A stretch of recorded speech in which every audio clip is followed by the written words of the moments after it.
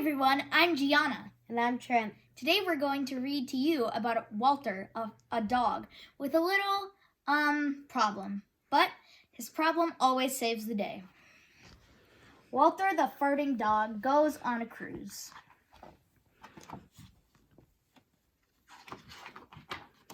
For everyone who's ever felt misjudged or misunderstood. Look at the size of that ship, said Billy. It's as high as a 23-story building, said Father. It has everything in it, said Mother, even a shopping mall. And 5 swimming pools, said Betty. Walter farted excitedly. Welcome aboard, said the cruise director. What a nice dog, said Pet Officer Smedley. The ship pulled away from the dock. The horn sounded. Walter farted. All our animal friends stay down here in the pet palace, said Pet Officer Smedley. We do our best to make them completely comfortable. Walter sniffed around the fancy room. I'm off for my first round of golf, said Father. I'm off for my massage, said Mother. We're off to swim in all 5 pools, said Billy. Don't worry, Walter, added Betty. We'll be back in a little while. Walter settled down on a plush cushion. Not bad, he said to himself, and farted. As soon as the door of the pet palace closed, trouble started brewing. Dogs began growling, cats began hissing, birds began squawking. Why? Walter was farting.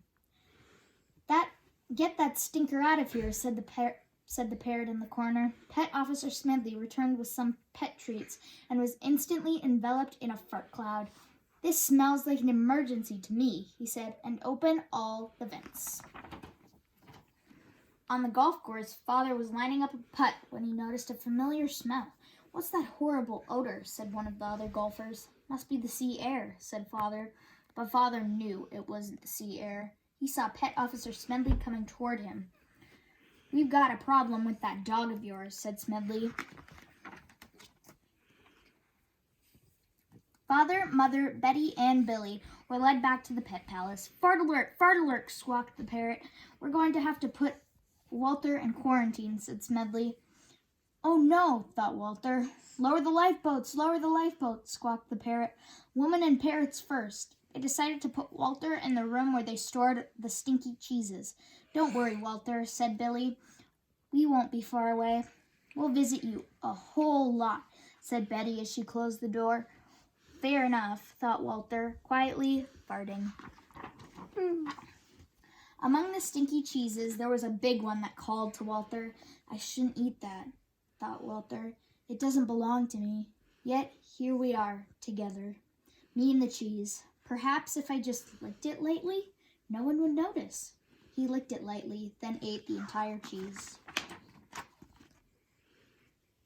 Even though Walter was tucked away deep in the belly of the ship, his farts crept out under the door, slithered along the hallway, and made their way upstairs.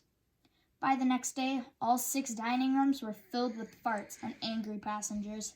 This ship stinks. We want our money back. Please be patient, ladies and gentlemen, said the cruise director.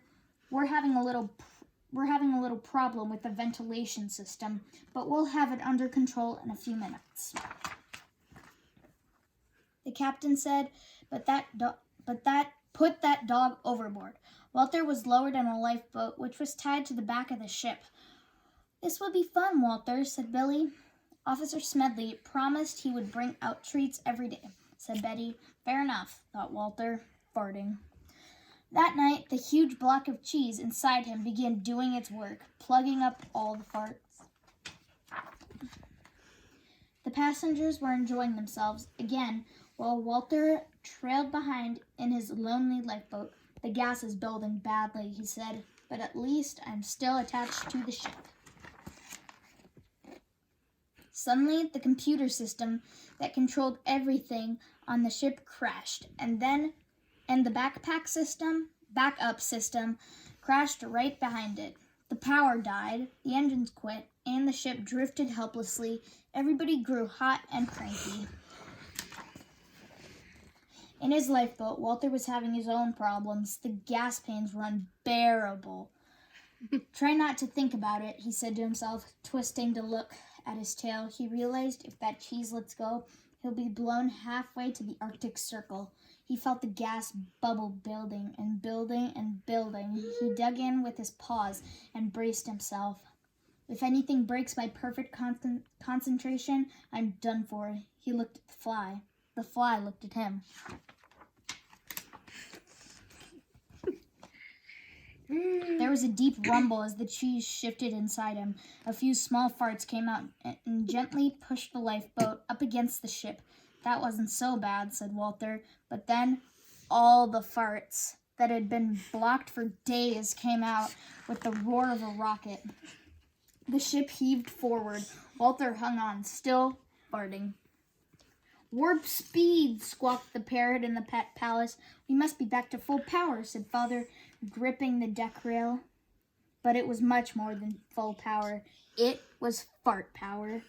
It shot the ship over the horizon and into the port. Right on time, said the captain. When the cruise was over, Pet Officer Smedley presented Walter with a sailor hat. It was an honor having Walter on our cruise. We had a great time, but it's good to be back on land, said Mother. Anyone for pizza? Said Father. Hold the cheese, squawked the parrot. Walter's Wind. The end. I hope you enjoyed the book. Goodbye. Bye-bye.